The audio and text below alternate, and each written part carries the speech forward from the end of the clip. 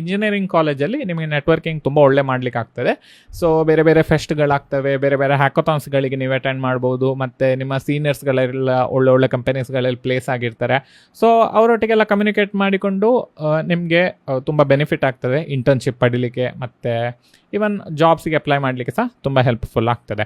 So ಅದರಿಂದ ನೀವು ಇಂಜಿನಿಯರಿಂಗನ್ನು ಒಂದು ಒಳ್ಳೆ ಕಾಲೇಜಲ್ಲಿ ಮಾಡಲಿಕ್ಕೆ ನಿಮ್ಮ ಹತ್ರ ಆಪರ್ಚುನಿಟಿ ಇದ್ದರೆ, ಒಳ್ಳೆ ರ್ಯಾಂಕಿಂಗ್ ಇದ್ದರೆ, ನೀವು ಶೋರ್ಲಿ ನೀವು ಅದನ್ನು ಮಿಸ್ ಮಾಡ್ಲಿಕ್ಕೆ ಹೋಗಬೇಡಿ. ಜಸ್ಟ್ ಇನ್ ಕೇಸ್ ನಿಮಗೆ ಇಂಜಿನಿಯರಿಂಗಲ್ಲಿ ಒಳ್ಳೆ ಸೀಟ್ ಸಿಗಲಿಲ್ಲ ಮತ್ತು ಪ್ರಾಬ್ಲಮ್ಸ್ಗಳು ಬಂದರೆ ಅವಾಗ ನೀವು BCA ಅಥವಾ ಈವನ್ ಡಿಪ್ಲೊಮಾ ಆಪ್ಷನ್ಸ್ಗಳು ಅವೈಲೇಬಲ್ ಉಂಟು.